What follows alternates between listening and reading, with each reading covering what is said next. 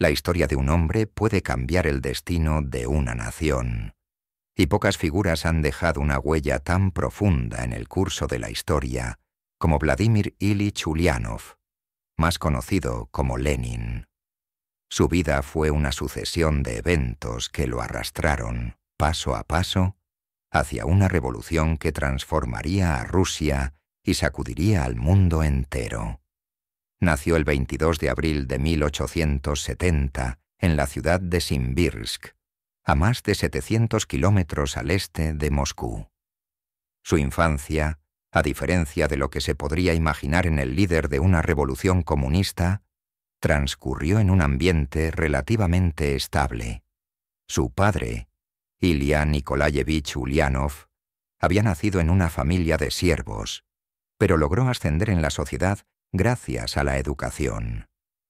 Se convirtió en inspector escolar y por su servicio al sistema educativo ruso obtuvo el título de noble menor. Su madre, María Alexandrovna Blank, provenía de una familia con raíces alemanas, suecas, rusas y judías, aunque se cree que Lenin nunca supo de su ascendencia judía. Lenin creció en un hogar acomodado, con acceso a una educación de calidad y una estabilidad económica que lo diferenciaba de la mayoría de los rusos de su época. Desde joven, mostró una inteligencia excepcional, destacando en sus estudios y desarrollando un interés temprano por la lectura y el ajedrez. Sin embargo, la aparente tranquilidad de su infancia se vería bruscamente interrumpida. En 1886, cuando tenía solo 15 años, su padre falleció repentinamente debido a una hemorragia cerebral. Este evento marcó el inicio de una transformación profunda en Lenin, quien comenzó a desarrollar un carácter más rebelde y desafiante. Pero fue un año después cuando su vida cambió por completo. En 1887, su hermano mayor, Alexander Ulyanov, un estudiante brillante de la Universidad de San Petersburgo, fue arrestado y ejecutado por su participación en un complot para asesinar al zar Alejandro III. Este suceso no solo devastó a la familia Ulyanov, sino que encendió en Lenin una furia implacable contra el régimen zarista.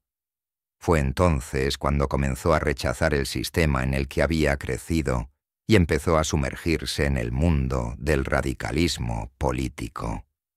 La ejecución de su hermano no solo lo alejó de cualquier aspiración de una vida convencional, sino que lo empujó a buscar venganza ideológica contra el sistema que había condenado a su familia. Para entender cómo Rusia llegó al punto de una revolución comunista, es crucial conocer el contexto político y social de la época. Durante siglos, Rusia había sido gobernada por los zares, un sistema autocrático y represivo que mantenía al pueblo sometido bajo un rígido control de la nobleza y la Iglesia ortodoxa.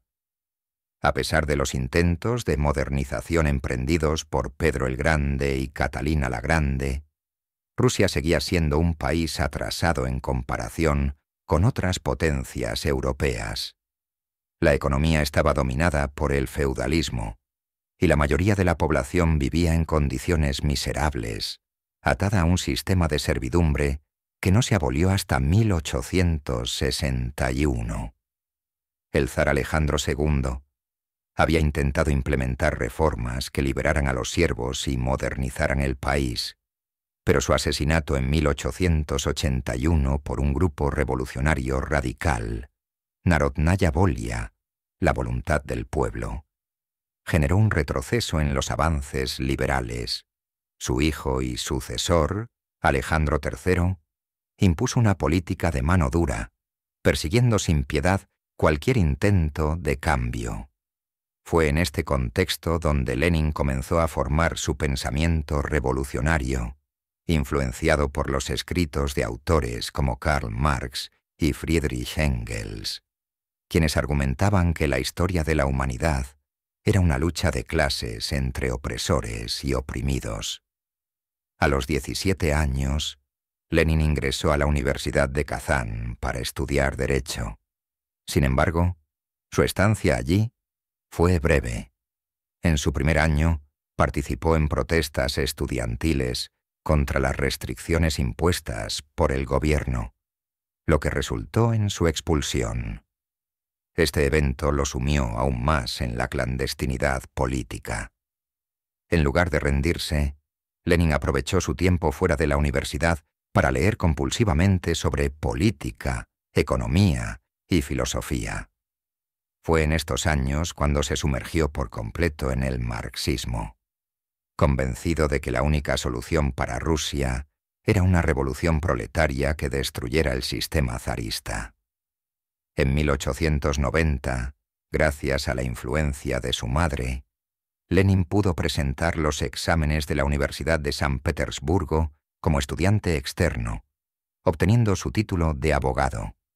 Sin embargo, nunca ejerció realmente la profesión, pues su interés estaba en otro lado, la política revolucionaria.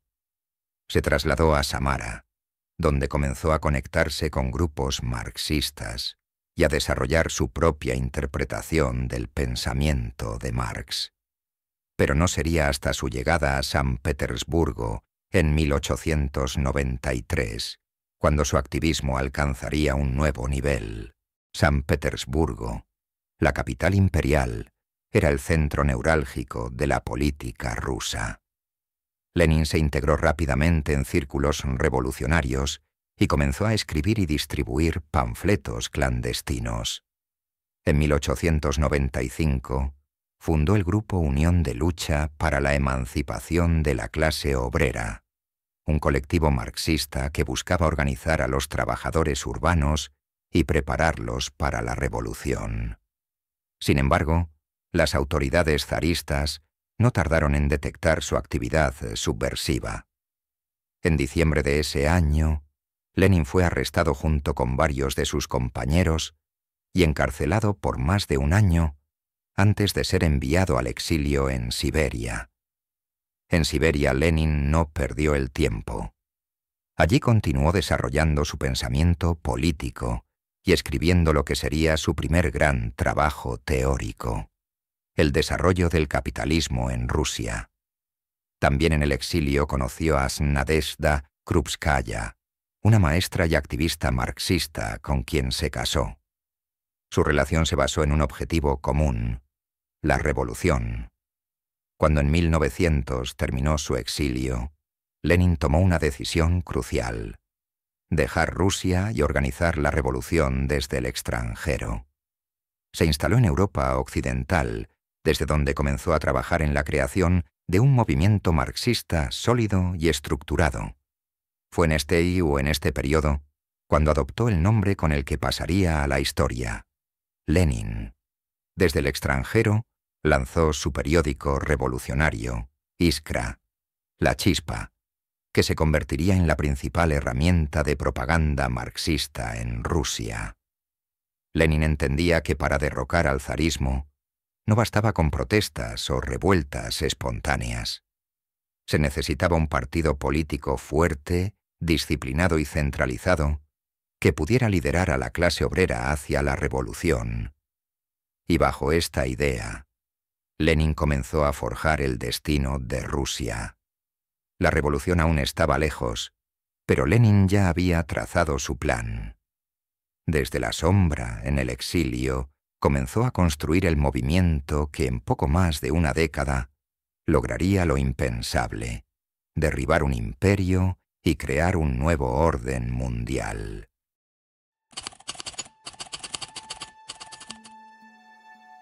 Desde su exilio en Europa, Lenin se dedicó obsesivamente a construir la base ideológica y organizativa que transformaría a Rusia.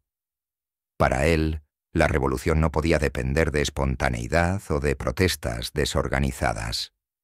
Necesitaba una estructura, una estrategia y, sobre todo, un grupo selecto de revolucionarios disciplinados que dirigieran el movimiento con mano firme. Fue con este propósito que, en el año 1900, fundó el periódico Iskra, La Chispa, que se convirtió en la principal plataforma de difusión del marxismo dentro de Rusia. Lenin entendía que, si quería sembrar las semillas del cambio, necesitaba infiltrar sus ideas en la clase obrera, intelectuales y soldados del imperio zarista.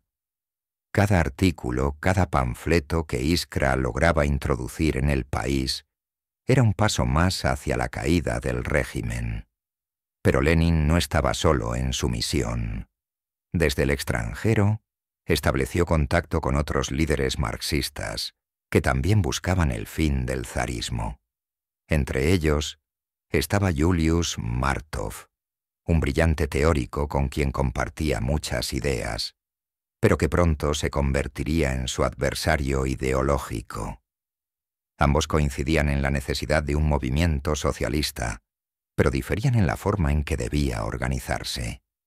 Para Martov, el partido debía ser amplio, inclusivo, abierto a todos los simpatizantes del socialismo. Lenin, en cambio, tenía una visión mucho más rígida y estructurada. Solo una élite revolucionaria, comprometida y disciplinada debía dirigir el movimiento.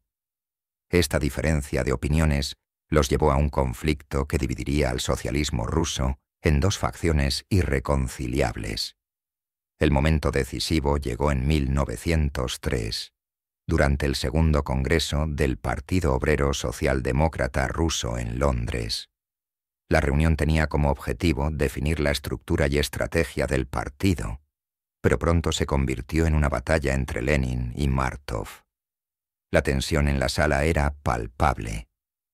Cuando llegó la votación crucial, el grupo de Lenin obtuvo una ajustada mayoría y pasó a llamarse los bolcheviques, del ruso bolshinstvo, que significa mayoría, mientras que los seguidores de Martov, que quedaron en minoría, fueron llamados los mencheviques, menshinstvo, minoría. La división no solo fue una cuestión de nombres, sino de principios fundamentales. Mientras los mencheviques creían en un cambio gradual y parlamentario, los bolcheviques, bajo el liderazgo de Lenin, defendían una revolución inmediata y violenta. A partir de ese momento, Lenin se enfocó en consolidar el poder de los bolcheviques, pero sus planes fueron interrumpidos por los vientos de revolución que comenzaban a sacudir Rusia. En el año 1905, una serie de protestas masivas estallaron en todo el imperio. El detonante fue la famosa Domingo Sangriento, cuando miles de obreros marcharon pacíficamente hacia el Palacio de Invierno en San Petersburgo para entregar una petición al zar Nicolás II. Pero en lugar de recibirlos, las tropas imperiales abrieron fuego contra la multitud, matando a cientos de personas. El impacto de la masacre fue inmediato. Huelgas, motines y revueltas se multiplicaron en todo el país. Lenin vio en este levantamiento una oportunidad única para poner a prueba sus ideas. Regresó a Rusia en 1905, esperando que el descontento popular culminara en una revolución total. Sin embargo, la insurrección fue reprimida brutalmente por el gobierno. Aunque Nicolás II se vio obligado a conceder algunas reformas, como la creación de la Duma, un parlamento con poderes limitados, el zarismo se mantuvo en pie. Para Lenin, la lección era clara. El poder no se otorgaba, se tomaba por la fuerza. Derrotado pero no vencido, volvió a exiliarse, decidido a planear su siguiente movimiento. Los años siguientes fueron difíciles para los bolcheviques. Con el fracaso de la revolución de 1905, la represión del gobierno aumentó. Muchos líderes revolucionarios fueron arrestados o ejecutados, y el movimiento marxista parecía debilitado. Lenin, ahora radicado en Suiza, pasó esos años escribiendo y reorganizando su partido. Pero mientras él teorizaba sobre la revolución, un nuevo rostro emergía en la escena bolchevique: Iosif Vissarionovich Djugashvili, un hombre conocido por su dureza y astucia, quien más tarde sería llamado Stalin.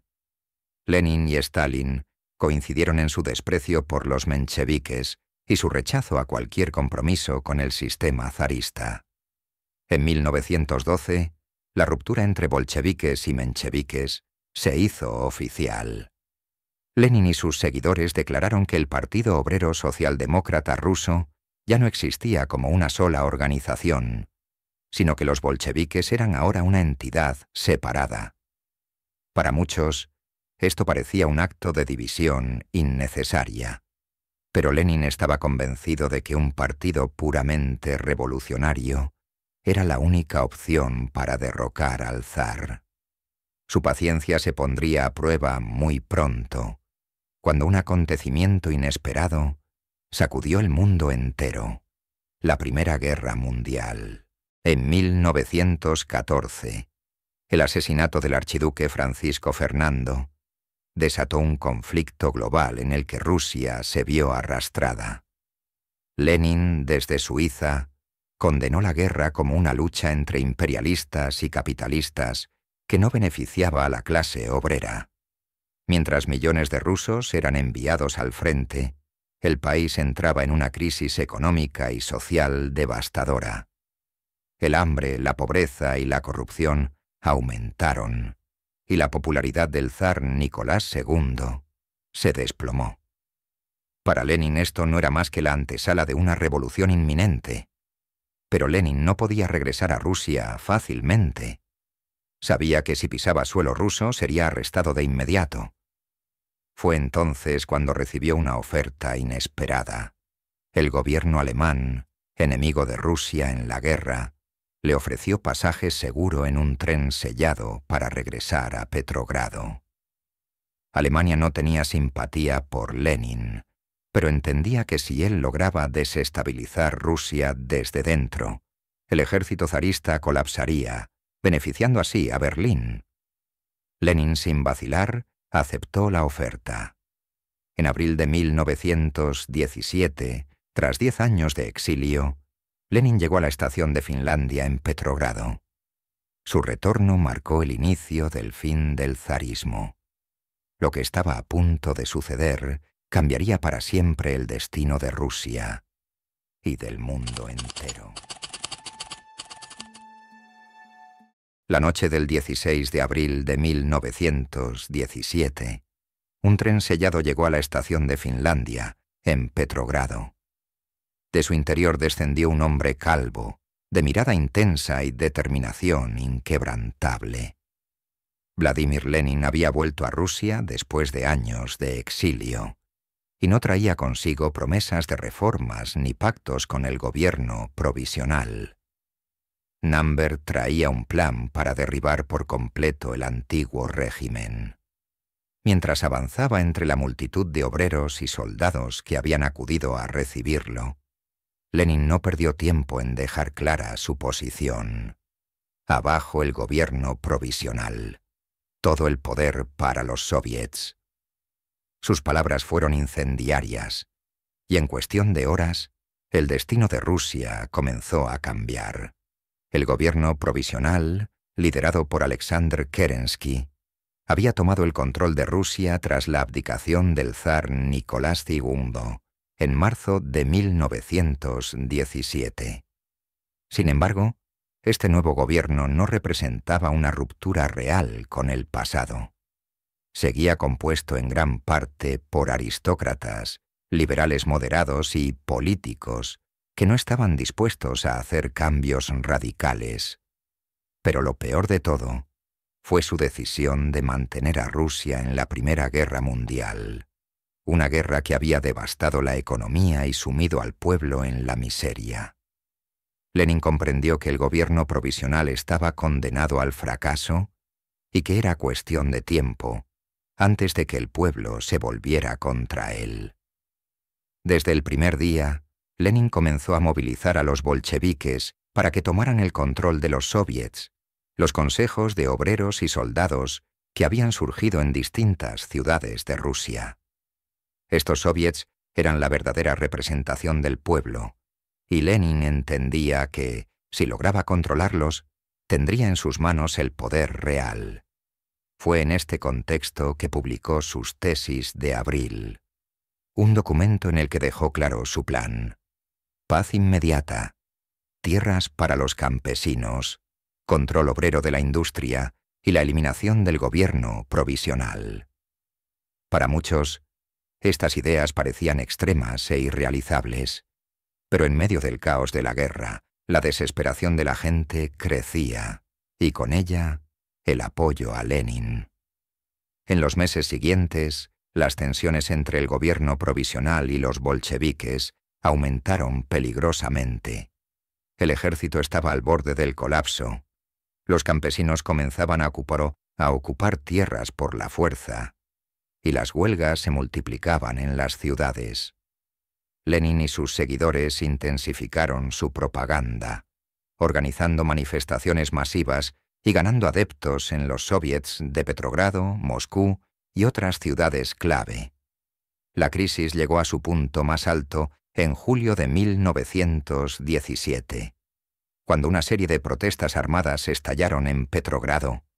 El gobierno respondió con una violenta represión y, con Lenin como el principal instigador, emitió una orden de arresto en su contra. Lenin, consciente del peligro, huyó a Finlandia, donde pasó semanas escondido en casas seguras y cabañas rurales, planeando su próximo movimiento. Pero mientras él estaba en el exilio, León Trotsky, su aliado más cercano, fue arrestado. A pesar de la represión, los bolcheviques siguieron ganando influencia. La popularidad del gobierno provisional se desmoronaba, y lo único que lo sostenía era el apoyo de algunos sectores militares. Sin embargo, en septiembre, un evento inesperado aceleró la caída de Kerensky, el fallido golpe de estado de Kornilov. El general Lavr Kornilov, comandante en jefe del ejército ruso, intentó tomar el poder mediante un golpe militar para establecer un gobierno dictatorial. Kerensky, al darse cuenta de que no podía resistir el golpe por sí solo, pidió ayuda a los bolcheviques, permitiéndoles armar a sus milicias y fortalecer su control sobre los soviets. Una vez derrotado Kornilov, Lenin supo que el momento había llegado. El gobierno provisional estaba aislado y debilitado. Era hora de actuar. En octubre de 1917, Lenin regresó a Petrogrado disfrazado y se reunió con la dirección bolchevique. Desde su escondite, instó a sus seguidores a tomar el poder de inmediato, sin esperar más. Algunos bolcheviques dudaban, temían que aún no estuvieran listos para una insurrección. Pero Lenin no estaba dispuesto a perder tiempo. La historia no nos perdonará si no tomamos el poder ahora, insistió. Trotsky, quien había salido de prisión y se había convertido en el líder del Soviet de Petrogrado, fue el encargado de organizar la insurrección armada. El 6 de noviembre de 1917, las unidades bolcheviques comenzaron a movilizarse estratégicamente por Petrogrado. Durante la noche, los guardias rojos, milicias revolucionarias organizadas por los bolcheviques, tomaron las estaciones de tren, los telégrafos y los puntos estratégicos de la ciudad. El gobierno provisional, sin apoyo militar real, no pudo reaccionar a tiempo. Al amanecer del 7 de noviembre, Petrogrado estaba prácticamente bajo control bolchevique. Solo quedaba un último obstáculo: el Palacio de Invierno, sede del gobierno provisional. Esa noche, las fuerzas bolcheviques rodearon el Palacio de Invierno.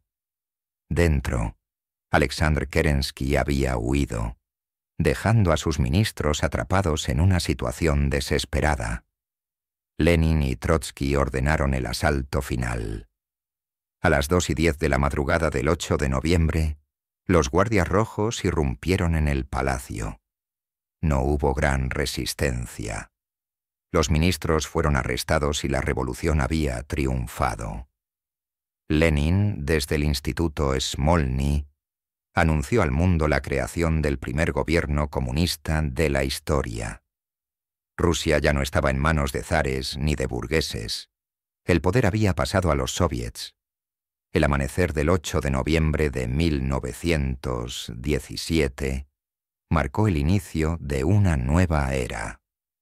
Lenin y los bolcheviques habían logrado lo que pocos creían posible: tomar el control de un imperio en solo unas horas, sin apenas derramamiento de sangre. Pero si bien la revolución había comenzado, la lucha por consolidar el poder apenas estaba en sus primeras fases. El viejo orden no caería sin pelear.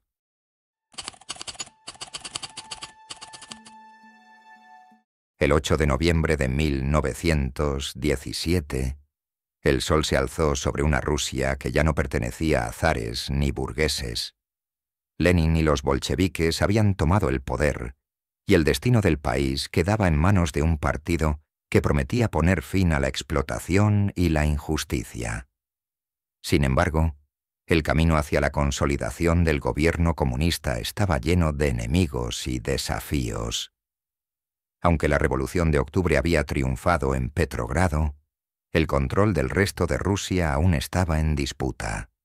Lenin lo sabía. Tomar el poder había sido solo el primer paso. Ahora debía mantenerlo a cualquier costo. La prioridad inmediata de Lenin fue legitimar el nuevo gobierno. En las primeras horas tras la insurrección, desde el Instituto Smolny, anunció la creación del Consejo de Comisarios del Pueblo Sovnarkom, con él mismo como presidente. A su lado, Trotsky asumió el cargo de comisario de Asuntos Exteriores, mientras Stalin fue nombrado comisario de Asuntos Nacionales. En teoría, el nuevo gobierno representaba la voluntad de los soviets, pero en la práctica, el poder estaba completamente en manos de los bolcheviques. Lenin no tenía intención de compartir el control con otros sectores revolucionarios. El 9 de noviembre, Lenin tomó su primera decisión radical. Decretó la abolición de la propiedad privada de la tierra y su reparto entre los campesinos. A ojos de la población rural, que llevaba siglos explotada por terratenientes y nobles, esto fue un golpe maestro. Millones de campesinos vieron en los bolcheviques a los verdaderos libertadores del pueblo. Pero Lenin no solo quería ganarse a los campesinos. Su siguiente objetivo eran los obreros de las fábricas, a quienes otorgó el control sobre la producción y la administración industrial. En cuestión de días, los pilares del antiguo sistema colapsaban. Sin embargo, la reacción no tardó en llegar. Los mencheviques, los socialistas revolucionarios y los liberales denunciaron la toma del poder como un golpe ilegítimo. Para ellos, el gobierno bolchevique no era más que una dictadura disfrazada de revolución. Lenin respondió de la única manera que sabía: con mano de hierro. El 12 de noviembre, los bolcheviques permitieron la realización de las elecciones para la Asamblea Constituyente, un órgano que debía definir el futuro de Rusia. Sin embargo, el resultado fue desfavorable para Lenin. Los socialistas revolucionarios obtuvieron la mayoría de los escaños, relegando a los bolcheviques a una minoría política. Pero Lenin no estaba dispuesto a gobernar en minoría. La noche del 5 de enero de 1918, cuando la Asamblea Constituyente se reunió por primera vez en Petrogrado, los bolcheviques enviaron guardias rojos para rodear el edificio. Al amanecer del 6 de enero, Lenin disolvió la Asamblea por la fuerza, declarando que el poder de los soviets era absoluto y que no había lugar para una democracia burguesa. Este acto fue un golpe definitivo.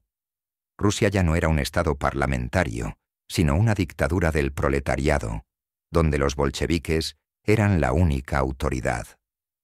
Con el poder asegurado en las ciudades, Lenin tenía un problema aún mayor: la guerra. Rusia seguía envuelta en la Primera Guerra Mundial, un conflicto que había devastado su economía y su ejército. Lenin estaba convencido de que la única opción era salir de la guerra lo antes posible, incluso si eso significaba ceder territorios a Alemania.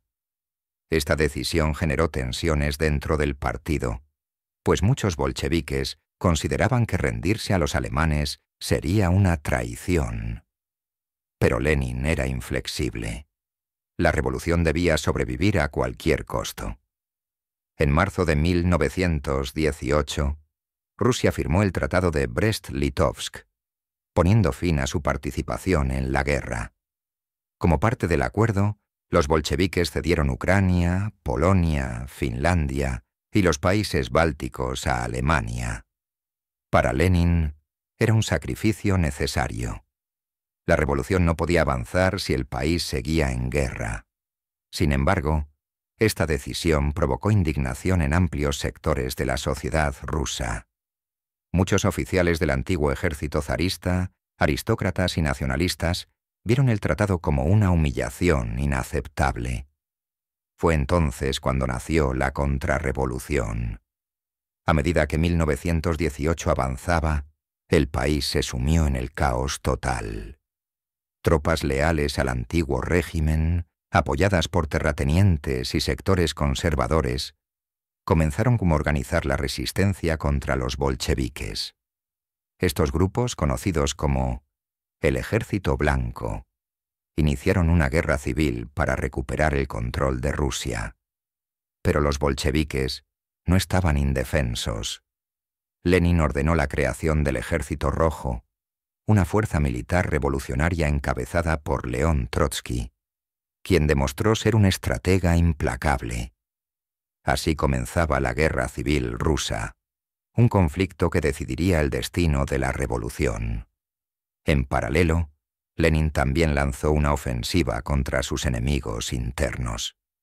En diciembre de 1917, creó la Cheka, la primera policía secreta del régimen comunista, encargada de eliminar a los contrarrevolucionarios. Bajo el mando de Félix Dzerzhinsky, la Cheka llevó a cabo una brutal campaña de represión conocida como el Terror Rojo. Miles de personas fueron arrestadas, ejecutadas o enviadas a campos de trabajo en Siberia. Cualquier oposición, real o imaginaria, debía ser erradicada. El año 1918 fue uno de los más críticos para Lenin. No solo enfrentaba una guerra civil y una crisis económica, sino que su propia vida estuvo en peligro. El 30 de agosto de 1918, un miembro del Partido Socialista Revolucionario, Fanny Kaplan, disparó contra Lenin en Moscú, hiriéndolo gravemente. Lenin sobrevivió, pero nunca se recuperaría completamente. Su salud comenzó a deteriorarse, y aunque el atentado fracasó, endureció aún más su política represiva. A finales de 1918, Lenin había consolidado su poder, pero la lucha estaba lejos de terminar. La guerra civil se intensificaba. Las potencias extranjeras intervenían en el conflicto y el futuro de Rusia pendía de un hilo.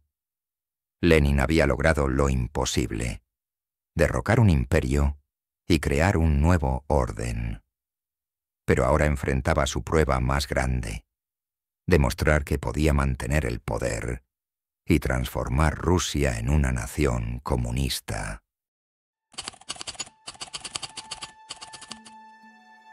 El invierno de 1919 cayó sobre Rusia con una crueldad despiadada.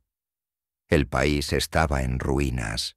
La guerra civil, iniciada tras la Revolución de Octubre, se había convertido en un conflicto devastador que enfrentaba a los bolcheviques contra una amplia coalición de enemigos. Los blancos, los anarquistas, los nacionalistas y las potencias extranjeras que habían decidido intervenir para aplastar la revolución comunista. Pero Lenin tenía claro que no podía haber concesiones. Para él, la victoria era una cuestión de vida o muerte, no solo para su partido, sino para toda la causa del socialismo. El Ejército Rojo, liderado por León Trotsky, se convirtió en el pilar de la resistencia bolchevique. Trotsky, un brillante estratega, reorganizó las fuerzas revolucionarias con mano de hierro, impuso disciplina absoluta, introdujo el uso de comisarios políticos para garantizar la lealtad de los soldados y utilizó pelotones de ejecución para eliminar a desertores y traidores. Sus métodos eran brutales, pero efectivos. A pesar de estar en desventaja numérica y de recursos, el Ejército Rojo comenzó a repeler los ataques del Ejército Blanco en diversos frentes. Mientras tanto, Lenin dirigía la guerra desde Moscú, supervisando cada detalle de la estrategia militar y política. Pero el frente de batalla no era su única preocupación. Sabía que la guerra no se ganaba solo con armas, sino también con control interno. Fue así como, en el año 1919, la represión bolchevique se intensificó con una ferocidad sin precedentes. La Cheka, la policía secreta dirigida por Félix Dzerzhinsky, desató lo que pasaría a la historia como el Terror Rojo. Miles de opositores políticos fueron arrestados, torturados y ejecutados sin juicio. Cualquiera que fuera sospechoso de simpatizar con los blancos, con los mencheviques o con cualquier forma de oposición, era considerado un enemigo del pueblo. Pero la represión no se limitó a los enemigos políticos. También se dirigió contra la Iglesia Ortodoxa rusa, una institución que Lenin veía como un pilar del viejo régimen zarista. Iglesias fueron saqueadas, sacerdotes fusilados, y la religión fue declarada un instrumento de opresión. Se estableció un Estado oficialmente ateo, donde el culto religioso fue perseguido y reemplazado por la doctrina del marxismo-leninismo. Lenin no solo quería destruir la monarquía, sino erradicar todo vestigio del pasado imperial. A pesar de estas medidas extremas, la guerra civil seguía siendo incierta. En el año 1920, el Ejército Blanco, liderado por el exoficial zarista Alexander Kolchak, lanzó una ofensiva masiva en Siberia. Por el oeste, otro comandante blanco, Anton Denikin, amenazaba con avanzar hacia Moscú.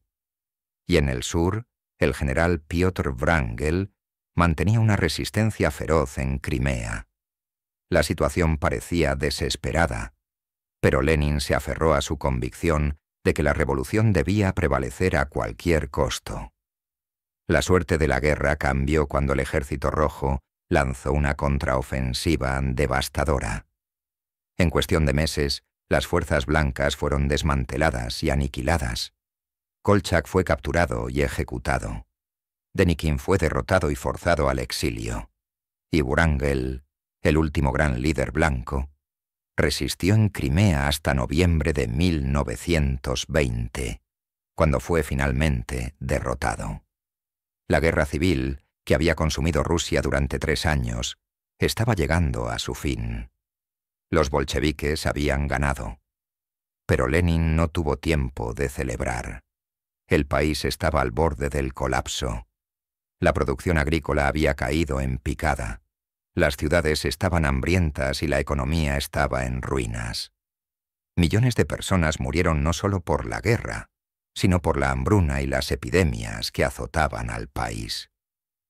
En 1921, Lenin enfrentó una de las mayores crisis de su gobierno, el levantamiento de Kronstadt.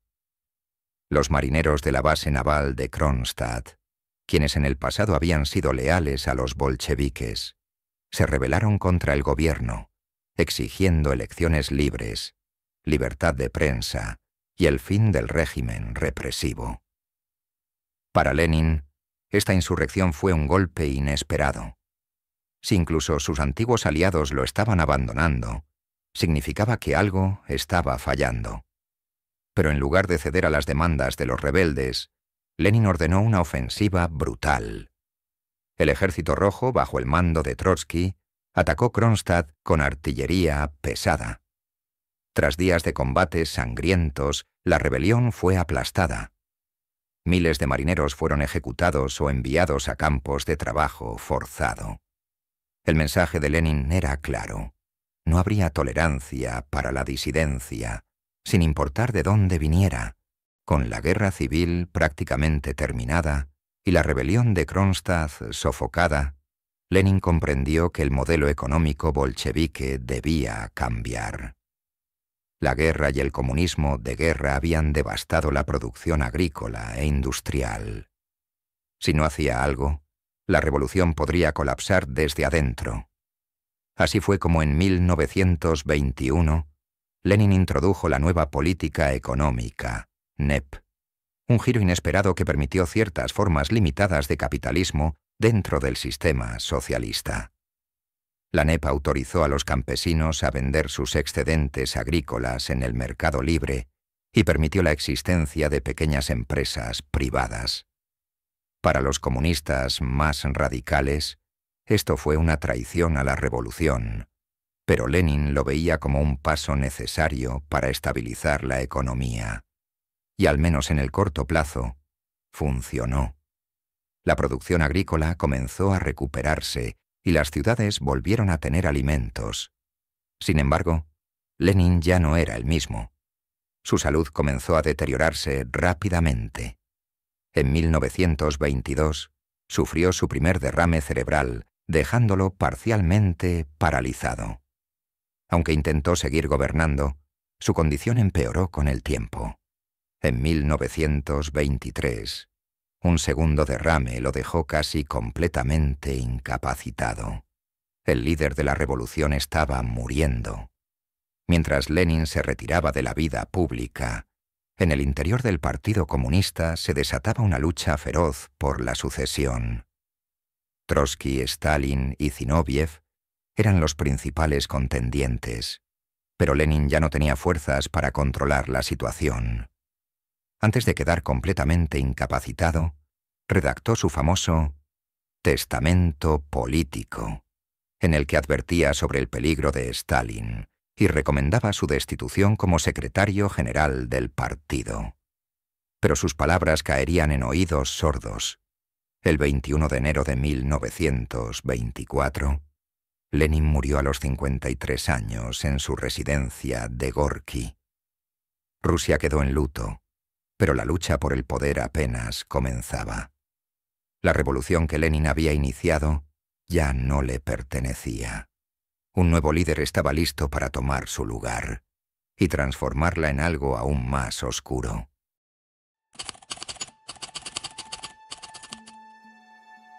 El 21 de enero de 1924, a las 18:50 horas, Vladimir Lenin exhaló su último aliento en su residencia de Gorki, a las afueras de Moscú.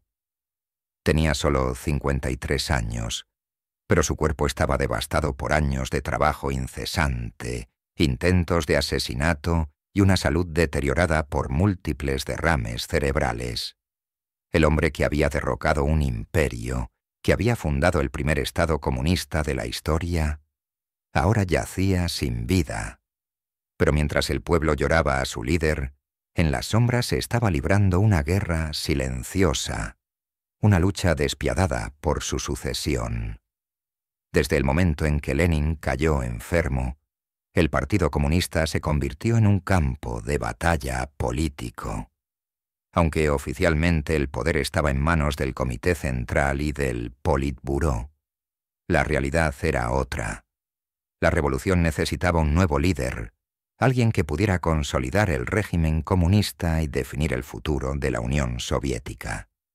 Dos figuras emergían como los principales contendientes: León Trotsky, el brillante estratega militar y arquitecto del Ejército Rojo, y Joseph Stalin, el astuto y despiadado secretario general del Partido Comunista. Lenin, en sus últimos meses de vida, había dejado claro que desconfiaba de Stalin.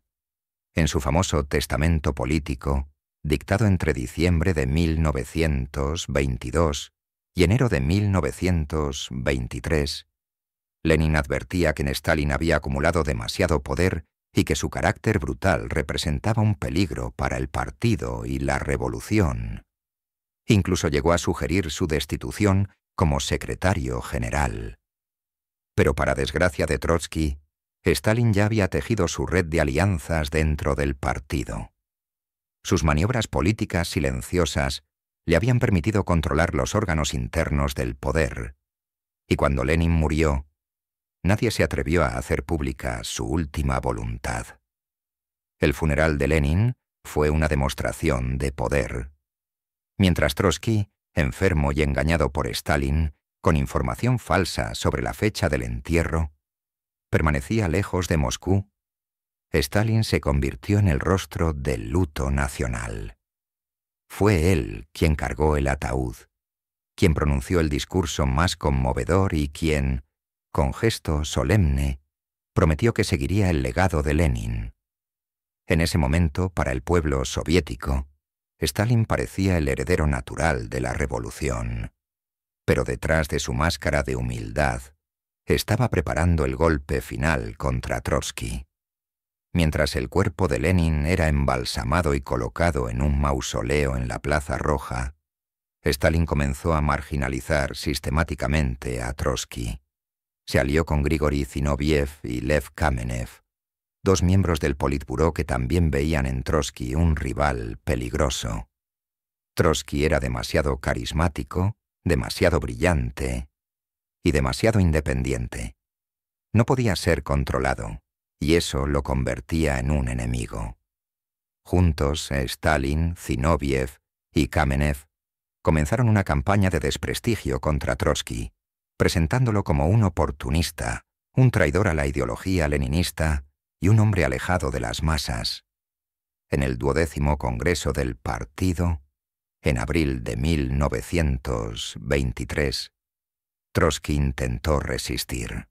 Denunció el creciente burocratismo dentro del Partido Comunista y la concentración de poder en pocas manos. Pero Stalin, con el apoyo de sus aliados, lo aisló políticamente. En los meses siguientes, utilizó su control sobre el aparato del partido para remover a los partidarios de Trotsky de sus cargos clave, reemplazándolos con hombres leales a él. La maquinaria estaba en marcha. Trotsky estaba perdiendo la batalla sin siquiera darse cuenta. En 1925, Stalin dio el primer golpe decisivo. Trotsky fue destituido de su cargo como comisario de guerra, quedando sin control sobre el Ejército Rojo, la misma fuerza que había creado y dirigido durante la Guerra Civil. En ese momento, Zinoviev y Kamenev todavía creían que podían controlar a Stalin, pero pronto descubrirían que habían cometido un error fatal. En los años siguientes, Stalin repitió su táctica. En 1926, tras consolidar más poder, rompió su alianza con Zinoviev y Kamenev. Los acusó de fraccionalismo y los expulsó del Politburó. Trotsky, cada vez más aislado, intentó formar la oposición de izquierda, un movimiento dentro del partido que denunciaba la traición de Stalin a los ideales de Lenin. Pero Stalin tenía algo que Trotsky no: el control absoluto del aparato del Partido Comunista y de la policía secreta. En 1927, el destino de Trotsky quedó sellado. Stalin lo expulsó definitivamente del partido y en 1929 lo exilió de la Unión Soviética.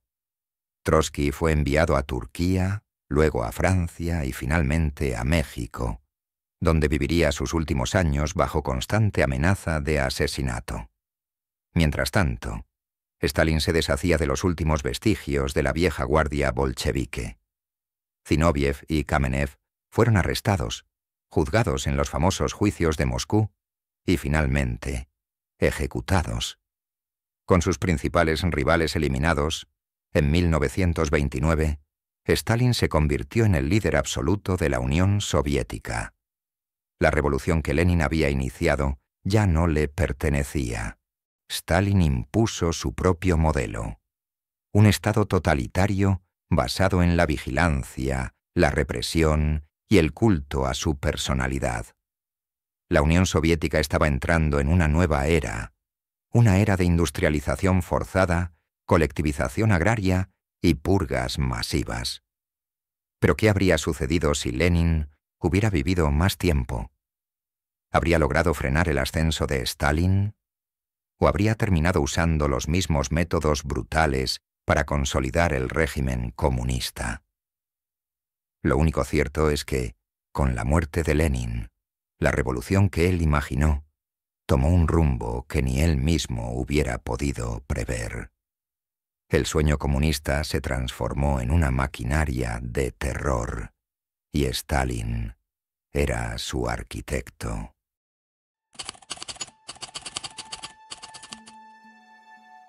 Para el año 1929, la Unión Soviética ya no era la revolución que Lenin había imaginado.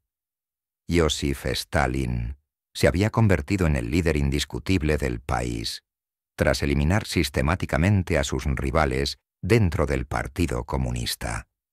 Trotsky estaba en el exilio, Zinoviev y Kamenev habían sido purgados, y el Politburó estaba compuesto únicamente por hombres leales a Stalin. Ahora, con el poder en sus manos, Stalin se preparaba para transformar la URSS en un estado totalmente controlado por él. El comunismo en Rusia ya no era solo una ideología. Se estaba convirtiendo en un sistema de terror absoluto.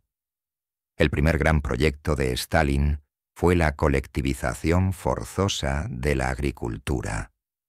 Para consolidar su control sobre la economía soviética, ordenó la abolición definitiva de la propiedad privada en el campo. Las tierras fueron expropiadas y los campesinos obligados a trabajar en granjas colectivas administradas por el Estado. Sin embargo, esta política desató una crisis sin precedentes. Los campesinos más prósperos, conocidos como kulaks, se resistieron a entregar sus tierras. La respuesta de Stalin fue brutal.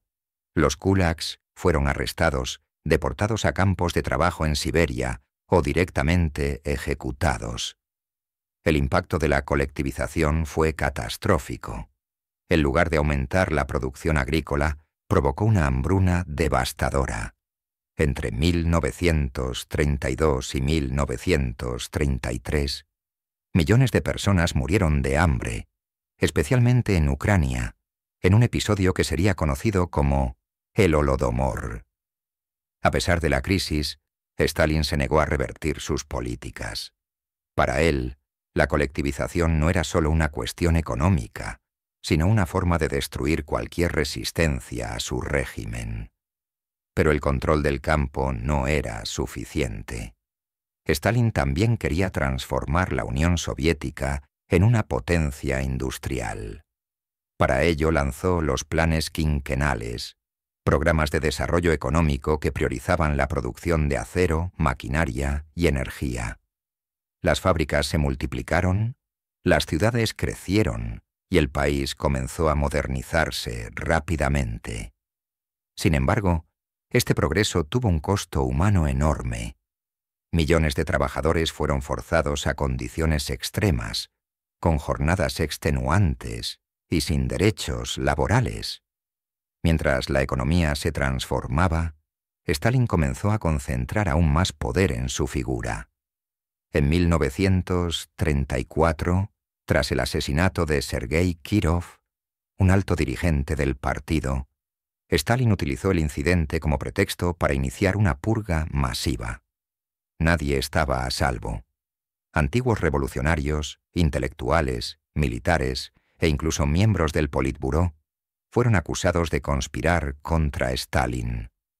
Se llevaron a cabo los famosos juicios de Moscú, donde los acusados eran forzados a confesar crímenes inexistentes antes de ser ejecutados o enviados al Gulag.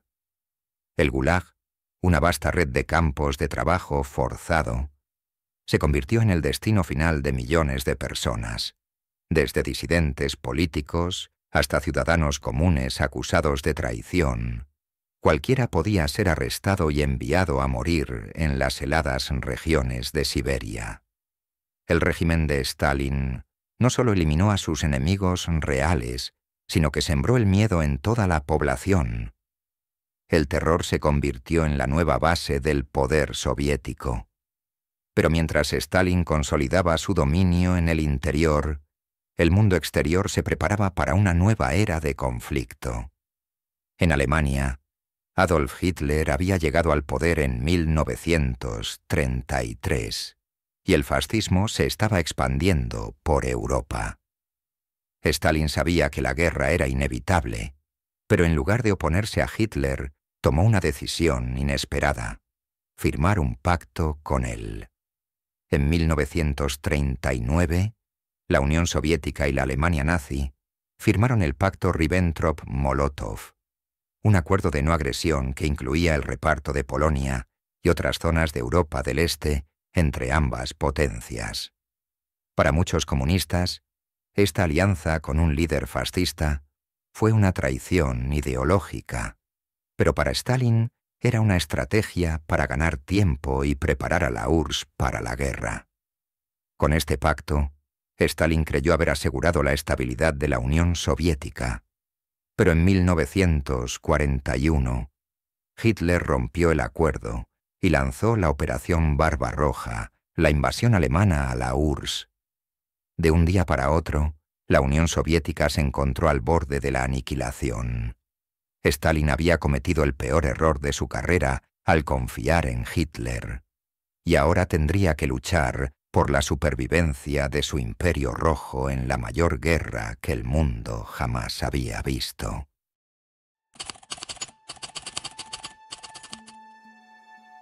El 22 de junio de 1941, a las 4 de la mañana, más de 3 millones de soldados alemanes cruzaron la frontera occidental de la Unión Soviética. La Operación Barbarroja, la invasión nazi, había comenzado. Stalin, a pesar de las advertencias de sus generales y de los informes de inteligencia, no creyó que Hitler rompería el pacto Ribbentrop-Molotov tan pronto. La sorpresa fue total. En pocas semanas, las fuerzas alemanas avanzaron cientos de kilómetros, capturando ciudades clave como Kiev, Minsk y Smolensk. La Unión Soviética, con su ejército desorganizado y desmoralizado por las purgas de Stalin, estaba al borde del colapso. En los primeros días de la invasión, Stalin entró en un estado de shock. Se aisló en su residencia de Kuntsevo, en las afueras de Moscú, sin dar órdenes ni responder a sus comandantes. Algunos miembros del Politburó temieron lo peor: que Stalin abandonara el poder o que intentara negociar con Hitler. Pero cuando la desesperación alcanzó su punto máximo, Stalin regresó con más ferocidad que nunca. Ordenó la resistencia total, decretó la política de tierra arrasada, destruir recursos antes de que cayeran en manos alemanas, y movilizó a toda la población para la guerra. Sin embargo, la situación era crítica. En septiembre de 1941, las fuerzas nazis sitiaron Leningrado, la ciudad que llevaba el nombre de Lenin. Durante casi 900 días, los habitantes de Leningrado soportaron hambre, bombardeos y temperaturas gélidas. Más de 1 millón de personas murieron, muchas de ellas de inanición. Pero la ciudad nunca cayó. Mientras tanto, en el frente sur, los alemanes se dirigían hacia Stalingrado, la ciudad que llevaba el nombre de Stalin. Hitler y Stalin sabían que esta batalla sería un punto de inflexión en la guerra. En el invierno de 1942 comenzó la batalla de Stalingrado, una de las más sangrientas de la historia. Las calles de la ciudad se convirtieron en un infierno de combates casa por casa. Stalin ordenó que ningún soldado soviético diera un solo paso atrás, bajo la amenaza de ser ejecutado. Se formaron los temidos batallones de castigo, compuestos por soldados condenados a morir en combate. El Ejército Rojo resistió durante meses, hasta que finalmente, en febrero de 1943, cercó y destruyó al sexto ejército alemán. Fue una victoria aplastante que cambió el curso de la guerra. Tras la victoria en Stalingrado, la Unión Soviética pasó a la ofensiva. En el verano de 1943, en la batalla de Kursk, los soviéticos repelieron el último intento alemán de recuperar la iniciativa en el frente oriental. Desde ese momento, el Ejército Rojo comenzó su avance imparable hacia Berlín. Stalin, ahora confiado, no solo buscaba derrotar a Hitler, sino también expandir la influencia soviética en Europa. En 1944, los soviéticos liberaron Ucrania, Bielorrusia y los países bálticos. La guerra se estaba decidiendo en el este. Mientras los aliados desembarcaban en Normandía, Stalin lanzaba la Operación Bagration, una ofensiva devastadora que aniquiló al grupo de ejércitos centro de la Wehrmacht. Alemania estaba en retirada, y Stalin sabía que la victoria estaba cerca. Finalmente, el 16 de abril de 1945, el Ejército Rojo inició el asalto final sobre Berlín. Durante semanas, los combates en la capital nazi fueron brutales. El 30 de abril, Adolf Hitler se suicidó en su búnker, y el 2 de mayo, Berlín cayó en manos soviéticas. El 9 de mayo de 1945, la Alemania nazi se rindió oficialmente ante la Unión Soviética.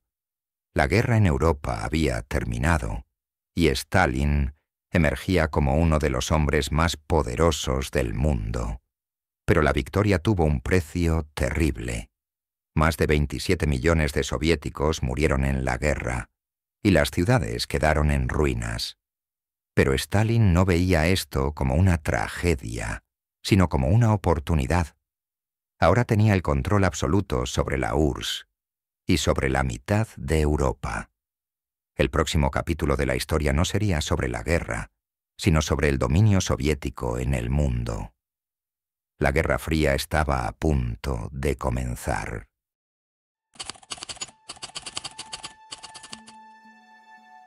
La victoria sobre la Alemania nazi en 1945 convirtió a la Unión Soviética en una superpotencia mundial.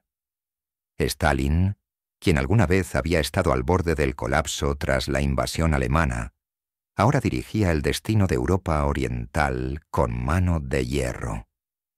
Mientras los soldados soviéticos levantaban la bandera roja sobre Berlín, el líder soviético ya tenía en mente su próximo objetivo: consolidar su control sobre los territorios recién conquistados y establecer un bloque comunista que sirviera de barrera contra Occidente. El mundo ya no estaba en guerra, pero la paz no significaba estabilidad. En los años siguientes, Stalin impuso gobiernos comunistas en Polonia, Checoslovaquia, Hungría, Rumania, Bulgaria y Alemania Oriental. Estos países, aunque oficialmente independientes, estaban completamente subordinados a Moscú.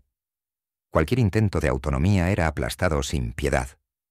En 1948, cuando el líder comunista yugoslavo Josip Broz Tito desafió la autoridad de Stalin, fue condenado como traidor y Yugoslavia fue expulsada del bloque soviético. Para Stalin, la lealtad no era negociable, pero mientras Stalin expandía su control en Europa, un nuevo enemigo emergía en el horizonte: los Estados Unidos. Durante la Segunda Guerra Mundial, la URSS y IOPS-UUU fueron aliados por conveniencia, pero con la caída de Hitler, la desconfianza entre ambas potencias creció rápidamente. En 1947, el presidente estadounidense Harry Truman anunció la doctrina Truman, una política de contención del comunismo. Washington comenzó a financiar gobiernos anticomunistas en Europa y Asia, y en 1949 se creó la OTAN, Organización del Tratado del Atlántico Norte, una alianza militar dirigida contra la Unión Soviética. La Guerra Fría había comenzado oficialmente. En respuesta, Stalin impulsó la creación del bloque comunista en Europa Oriental. En 1949, estableció el Consejo de Ayuda Mutua Económica, Comecon, para coordinar la economía de los países bajo su influencia.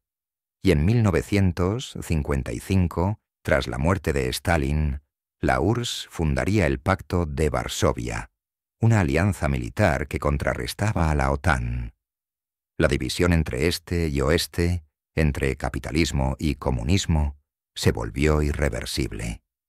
Pero no solo en Europa se libraba esta batalla ideológica. En 1949 ocurrió un evento que cambiaría el equilibrio de poder global. La Unión Soviética detonó su primera bomba atómica. Hasta ese momento, IEE.U tenía el monopolio nuclear, pero ahora la URSS podía destruir ciudades enteras con una sola explosión.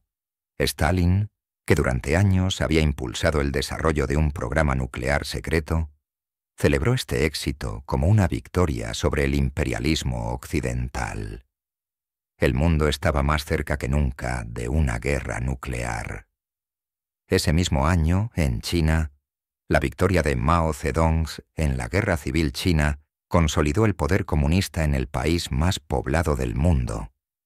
La República Popular China nació como un aliado de la Unión Soviética, y Stalin lo vio como un triunfo ideológico. Ahora el comunismo no solo dominaba Europa del Este, sino que también se expandía por Asia, amenazando los intereses de Occidente.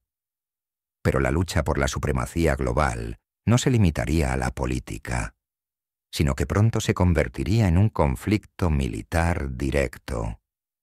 En 1950 estalló la Guerra de Corea, el primer enfrentamiento armado de la Guerra Fría.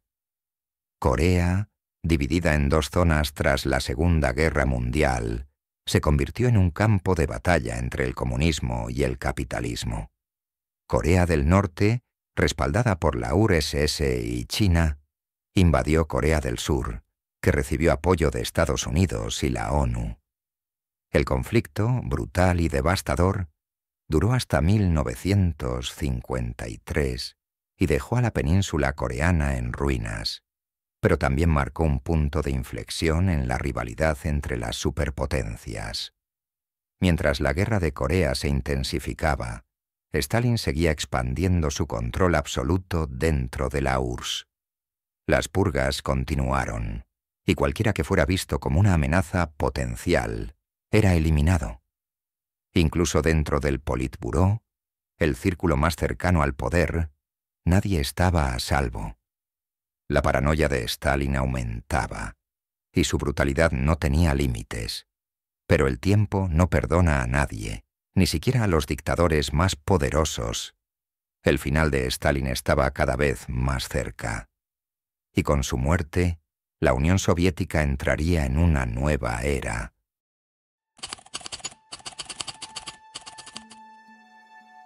El invierno de 1953 trajo consigo el fin de una era en la Unión Soviética.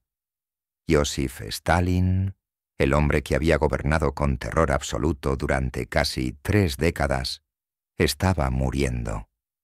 A lo largo de los años, su salud se había deteriorado a causa del estrés, la paranoia y los excesos de su propio régimen.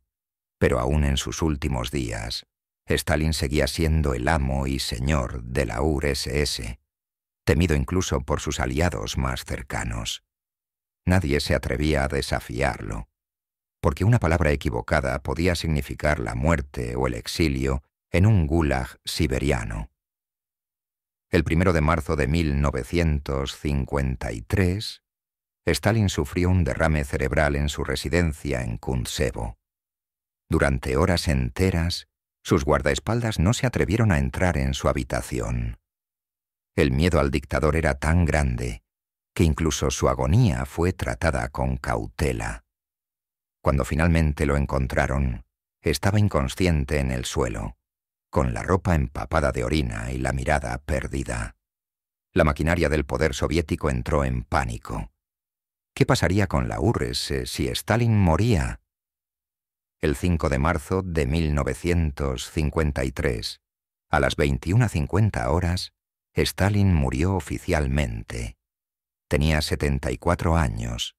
Su muerte dejó un vacío de poder inmenso. La multitud en Moscú se reunió para despedir a su líder, pero también para presenciar el inicio de una nueva batalla política. ¿Quién heredaría el trono del dictador? Los hombres más cercanos a Stalin, Lavrenti Beria, Nikita Khrushchev y Georgi Malenkov, se prepararon para una lucha despiadada por el control del Partido Comunista y del Estado soviético. Beria, el temido jefe de la policía secreta, fue el primero en moverse. Conocido por su crueldad, Beria trató de consolidar su poder con el apoyo del Ministerio del Interior y del NKVD, el aparato represivo del régimen. Sin embargo, los otros líderes soviéticos lo veían como un peligro, ya que su dominio sobre la policía significaba que podía eliminar a cualquiera que se interpusiera en su camino. Pero Nikita Khrushchev, un político astuto y carismático, tenía otros planes. Sabía que si permitía que Beria tomara el control, el terror de Stalin continuaría. Así que, en un movimiento audaz, formó una alianza secreta con el Ejército Rojo y con otros miembros del Politburó para eliminar a Beria. En junio de 1953, solo 3 meses después de la muerte de Stalin, Beria fue arrestado en una reunión del partido y ejecutado en secreto.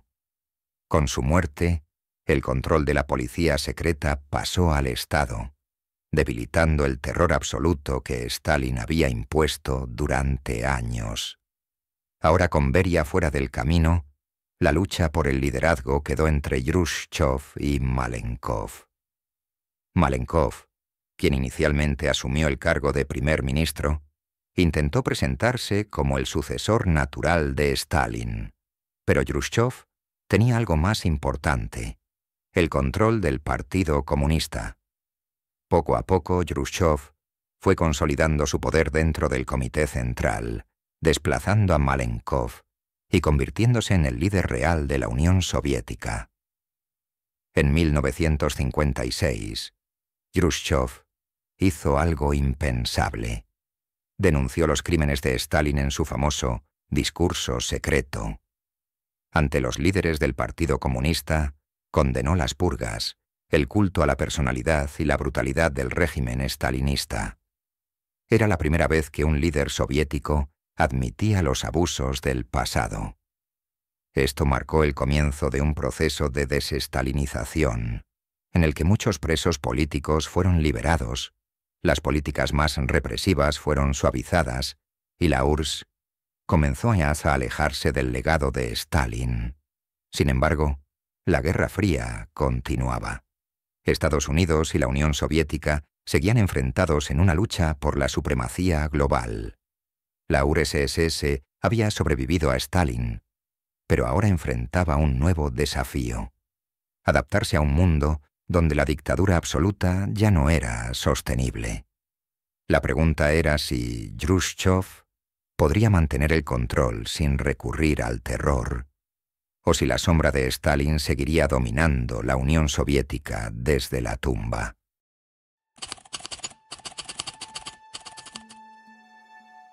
Tras la muerte de Stalin en 1953, la Unión Soviética entró en un periodo de transformación e incertidumbre. Nikita Khrushchev, el hombre que había logrado consolidar su poder dentro del Partido Comunista, inició una nueva era con un objetivo claro: romper con el legado de Stalin y reformar el sistema soviético sin perder el control absoluto del Estado.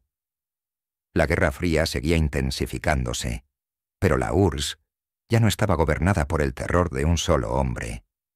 El punto de inflexión llegó en 1956, durante el 20º Congreso del Partido Comunista, cuando Khrushchev pronunció su famoso discurso secreto. Frente a cientos de delegados del partido, denunció los crímenes de Stalin criticó su política de purgas y acusó al antiguo líder de haber construido un culto a la personalidad que había debilitado al país. Fue un terremoto político. La élite soviética, acostumbrada a tratar a Stalin como una figura casi divina, quedó en shock. Por primera vez, el régimen reconocía públicamente los abusos de su pasado. La desestalinización comenzó a tomar forma. Miles de prisioneros políticos fueron liberados de los gulags. Se desmanteló parte del aparato represivo del Estado y se promovió una política de mayor apertura interna. La población soviética, que había vivido bajo el miedo constante durante décadas, comenzó a experimentar una relativa liberalización. Pero las reformas de Jrushchov no significaban una renuncia al control del Partido Comunista. La dictadura del proletariado seguía vigente, solo que con un nuevo rostro. Sin embargo, no todos aceptaron este cambio sin resistencia. En Europa del Este, donde Stalin había impuesto regímenes comunistas títeres, la desestalinización generó un efecto dominó.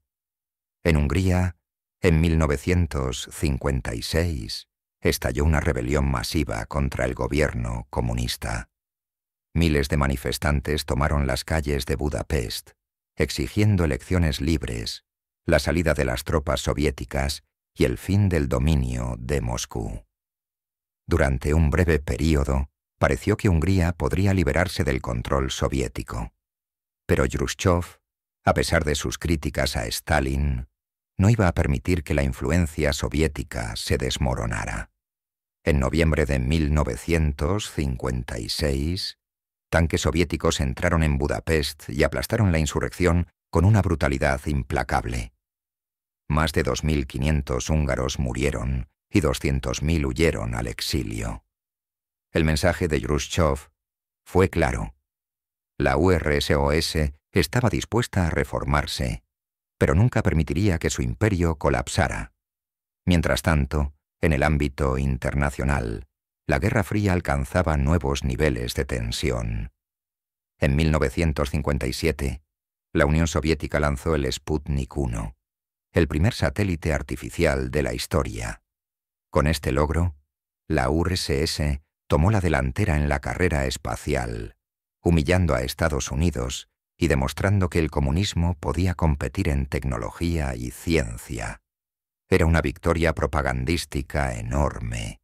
Pero Washington no tardó en responder, aumentando la inversión en su propio programa espacial y preparándose para una escalada aún mayor en la rivalidad entre ambas superpotencias. Mientras Jrushchov intentaba proyectar una imagen de modernización y progreso, dentro de la URSS, sus reformas comenzaron a generar enemigos. Los sectores más conservadores del Partido Comunista veían con preocupación su estilo impredecible y sus intentos de apertura. Para ellos, el control absoluto del Estado no debía debilitarse. Jrushchov, confiado en su poder, no prestó atención a estas señales. Pero lo que no sabía era que su liderazgo pronto sería desafiado desde dentro de su propio gobierno. A medida que la década de 1950 llegaba a su fin, la URSS se encontraba en un punto de inflexión. ¿Podría Jrushchov mantener el equilibrio entre reformas y control?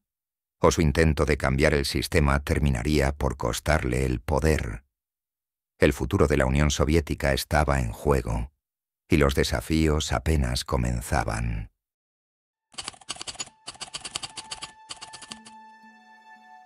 A medida que la década de 1960 comenzaba, Nikita Jrushchov se encontraba en la cima del poder.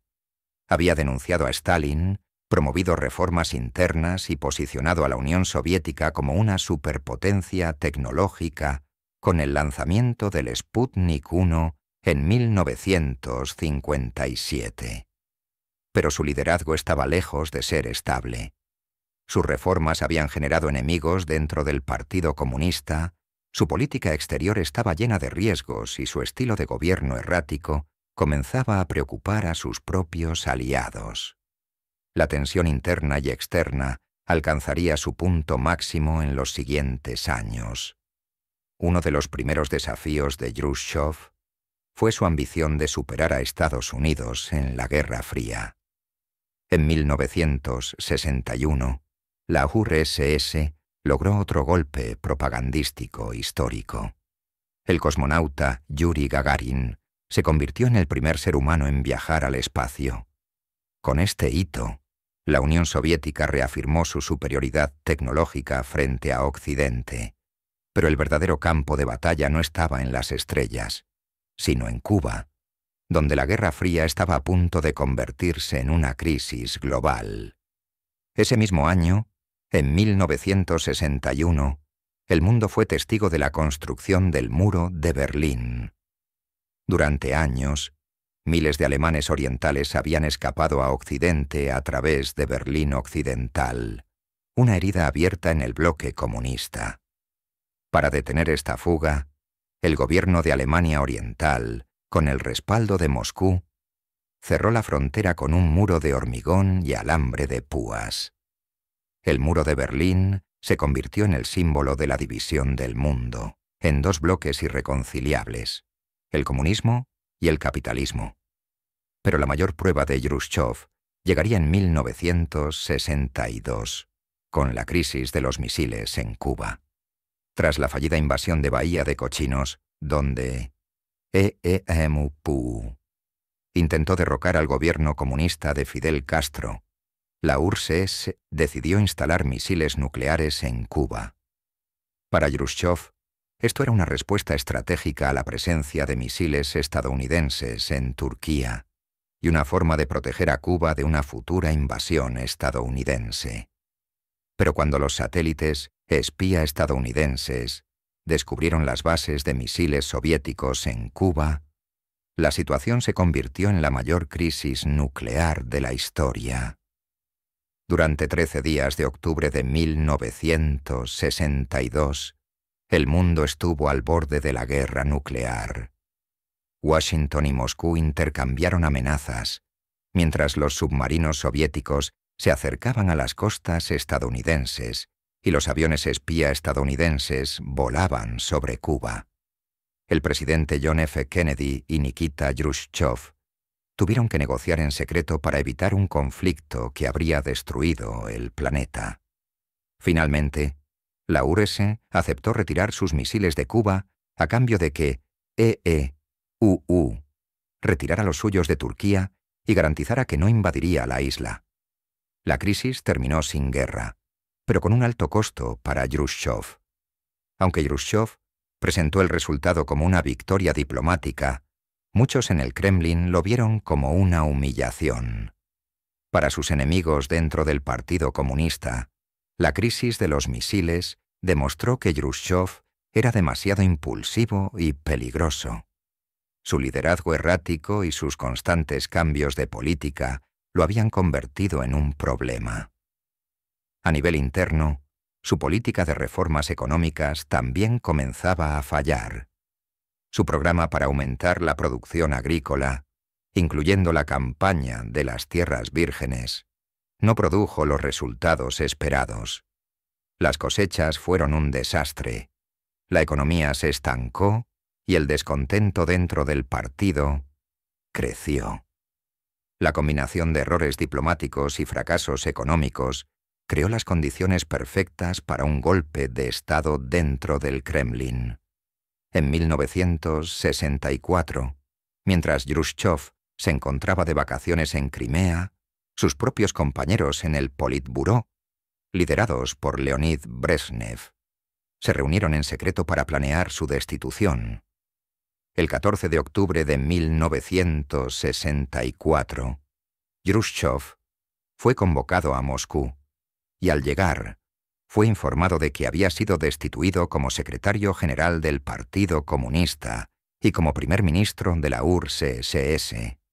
Sin apoyo dentro del partido, no tuvo más opción que aceptar su retiro. Así terminó la era de Jrushchov. No fue ejecutado ni enviado a un gulag, sino forzado a vivir el resto de sus días en el olvido. Pasó sus últimos años escribiendo memorias y viendo cómo la URSS tomaba un nuevo rumbo bajo el liderazgo de Leonid Brezhnev. Un hombre que traería estabilidad, pero también una era de estancamiento. La desestalinización había terminado. La Unión Soviética entraba en una nueva fase, una donde el control absoluto del Estado se mantendría, pero sin los cambios radicales de Khrushchev. La pregunta era, ¿podría la URSS seguir compitiendo con Occidente sin una transformación profunda? El tiempo lo diría, pero las señales de un futuro colapso ya comenzaban a aparecer en el horizonte.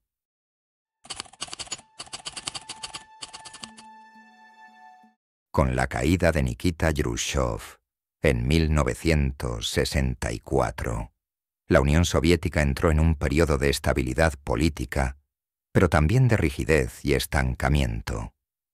Leonid Brezhnev, el nuevo líder del Partido Comunista, prometió orden, disciplina y continuidad, evitando las reformas impulsivas que habían caracterizado el gobierno de su predecesor.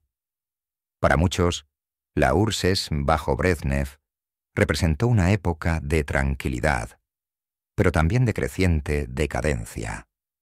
El objetivo de Brezhnev era restaurar la autoridad del Partido Comunista y garantizar que nunca más un líder pudiera concentrar demasiado poder y tomar decisiones radicales sin consultar al Politburó. Su política, conocida como la doctrina Brezhnev, establecía que la URSS tenía el derecho de intervenir en cualquier país socialista si el comunismo estaba en peligro. Esto quedó demostrado en 1968, cuando los tanques soviéticos aplastaron la primavera de Praga en Checoslovaquia, un intento de reformar el socialismo con mayores libertades políticas. En el ámbito interno, Brezhnev consolidó una burocracia masiva y un sistema de privilegios para la élite del partido.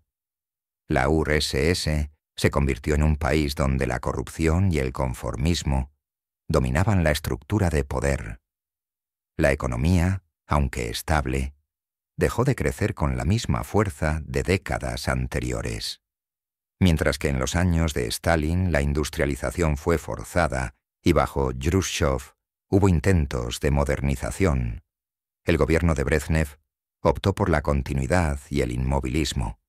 Sin embargo, en términos militares, la URSS siguió expandiendo su influencia. La carrera armamentista con Estados Unidos alcanzó su punto más alto. En 1969, los estadounidenses lograron llegar a la Luna, un golpe simbólico para la URSS, pero Brezhnev no permitió que la Unión Soviética quedara atrás en el ámbito bélico. El desarrollo de armas nucleares, submarinos atómicos y misiles intercontinentales convirtió a la URSS en una fuerza militar colosal. A pesar de la tensión con Occidente, en los años 1970, Brezhnev promovió una estrategia de distensión con Estados Unidos, conocida como la Detente. Se firmaron tratados como el SALT I y SALT II, que limitaron la producción de armas nucleares. Parecía que la Guerra Fría entraba en una fase más controlada. Pero esta calma no duraría mucho. En 1979, la Unión Soviética cometió uno de sus mayores errores estratégicos: la invasión de Afganistán.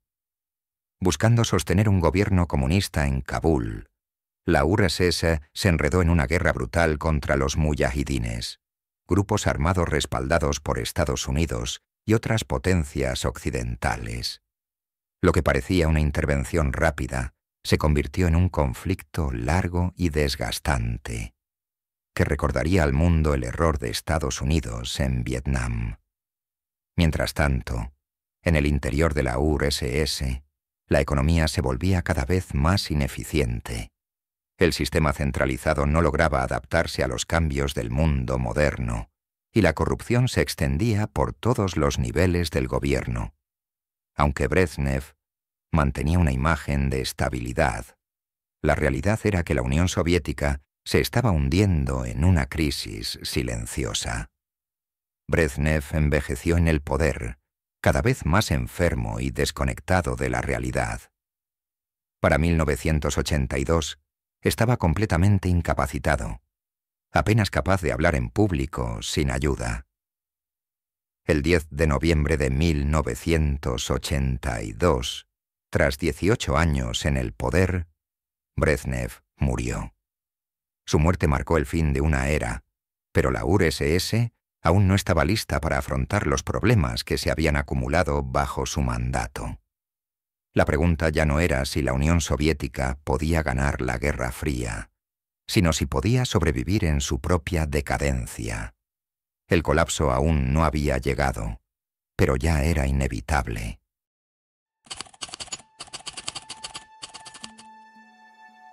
Con la muerte de Leonid Brezhnev en 1982, la Unión Soviética entró en un periodo de incertidumbre política. El régimen, que alguna vez se había presentado como el modelo de una sociedad próspera y poderosa, estaba ahora corroído por la corrupción, la ineficiencia y la falta de visión. La Guerra Fría continuaba, la economía se tambaleaba y la burocracia soviética se aferraba al poder sin ninguna intención de cambiar. El mundo aún no lo sabía, pero la URSS estaba en sus últimos años. El primer intento de sucesión tras Brezhnev fue Yuri Andropov, ex jefe de la KGB, quien asumió el liderazgo en 1982. Andropov entendía la magnitud de la crisis soviética y trató de implementar reformas para combatir la corrupción y mejorar la productividad. Pero su tiempo en el poder fue demasiado corto. Murió en 1984, tras solo 15 meses de gobierno. Su sucesor, Konstantin Chernenko, representaba lo opuesto a un cambio. Un burócrata envejecido y débil, Chernenko simbolizaba la resistencia de la vieja guardia del Partido Comunista a cualquier reforma. Su gobierno fue ineficaz y breve. Murió en 1985, después de solo 13 meses en el cargo. Con la muerte de Chernenko, el Politburó se dio cuenta de que necesitaban a un líder más joven, alguien que pudiera revitalizar el sistema sin destruirlo por completo. Fue entonces cuando, en 1985, el poder cayó en manos de Mikhail Gorbachov, un hombre con una visión muy diferente de la Unión Soviética. Pero lo que Gorbachov no imaginaba era que, en su intento por salvar la URSS, terminaría acelerando su colapso. Desde el primer momento, Gorbachov entendió que la Unión Soviética no podía continuar con el modelo de Brezhnev. El sistema estaba podrido, la economía era ineficiente y la represión ya no era suficiente para contener el descontento. Para enfrentar estos problemas, Gorbachov lanzó dos grandes reformas: la perestroika y la glasnost. La perestroika, que significaba reestructuración, era un intento de reformar la economía soviética, permitiendo ciertos elementos de mercado y descentralización. Sin embargo, en lugar de fortalecer el sistema, la perestroika solo generó más caos, ya que no logró reemplazar el antiguo modelo con algo funcional. Las fábricas se paralizaron, la producción cayó y el pueblo soviético comenzó a sufrir aún más escasez de bienes básicos. La glasnost, o apertura, permitía mayor libertad de expresión y transparencia en el gobierno. Por primera vez en décadas, los ciudadanos soviéticos podían criticar al Estado sin miedo a ser arrestados. Pero esto tuvo un efecto inesperado. En lugar de fortalecer al régimen, glasnost reveló la magnitud de los problemas internos de la URSS. La gente descubrió la verdad sobre los crímenes de Stalin, la corrupción del Partido Comunista y el desastre económico en el que estaban sumidos. Mientras tanto, en el extranjero, La Guerra Fría estaba llegando a su punto culminante. Estados Unidos, bajo la presidencia de Ronald Reagan, intensificó la presión sobre la URSS, aumentando el gasto militar y promoviendo movimientos anticomunistas en todo el mundo. La URSS, que ya estaba al borde de la crisis económica, no pudo seguir compitiendo con la potencia industrial y financiera de Estados Unidos. En 1989, Gorbachov enfrentó su mayor desafío: el colapso del bloque soviético en Europa del Este. Las reformas y la glasnost inspiraron levantamientos en Polonia, Hungría, Checoslovaquia y Alemania Oriental.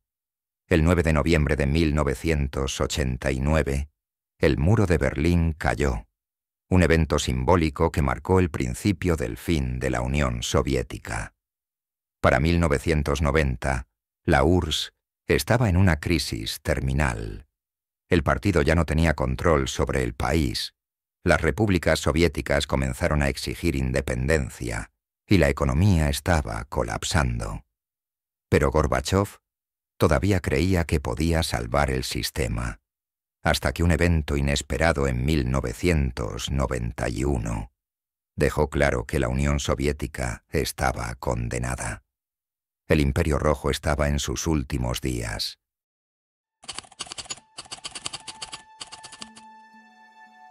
El año 1991 marcó el final de un siglo de revolución, guerra y dominio soviético. Lo que había comenzado en 1917 con la revolución bolchevique y se había consolidado bajo la brutal dictadura de Stalin, estaba a punto de derrumbarse de forma irreversible. Mikhail Gorbachov, el último líder de la URSS, aún intentaba salvar el sistema, pero la Unión Soviética ya no era un imperio en control de su destino. El colapso era inevitable. Desde finales de 1990, las tensiones dentro de la URSS habían llegado a su punto máximo. Las repúblicas soviéticas exigían mayor autonomía, los nacionalismos resurgían y la economía estaba en ruinas. El Partido Comunista, que alguna vez había gobernado con un poder absoluto, ya no tenía autoridad sobre sus propias repúblicas. Gorbachov intentó mantener unida a la Unión Soviética con una serie de reformas constitucionales, pero su propio partido lo veía como un traidor. En agosto de 1991, un grupo de líderes comunistas radicales, altos funcionarios militares y la KGB organizaron un golpe de Estado para derrocar a Gorbachov y restaurar el control total del Partido Comunista. El golpe duró solo 3 días, pero tuvo consecuencias catastróficas para la URSS. Gorbachov fue puesto bajo arresto domiciliario en su residencia en Crimea, mientras los golpistas intentaban tomar Moscú. Pero no contaban con la resistencia de un hombre que cambiaría la historia: Boris Yeltsin. Yeltsin, presidente de la República de Rusia, desafió abiertamente a los golpistas. Se subió a un tanque frente al Parlamento ruso, el Casa Blanca, y llamó al pueblo a resistir. Miles de ciudadanos salieron a las calles para defender la democracia naciente y evitar que el país regresara a un régimen totalitario.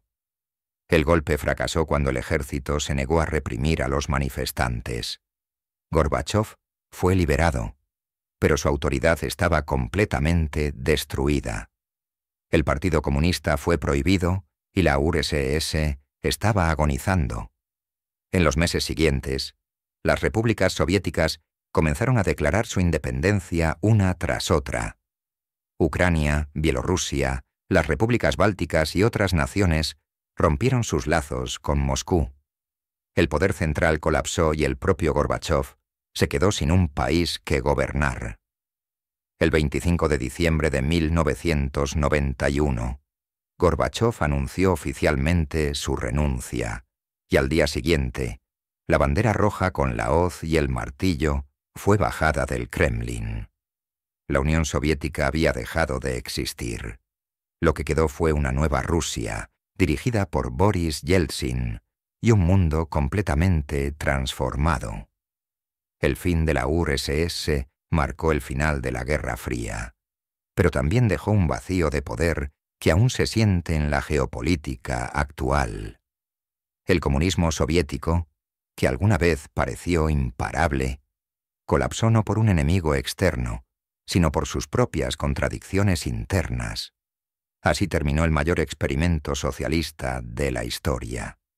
Un régimen nacido de la revolución, forjado en el terror y sostenido por el poder absoluto, finalmente se derrumbó bajo el peso de su propia corrupción y decadencia. El siglo soviético había terminado, y con él, una era de dominio global que nunca volvería.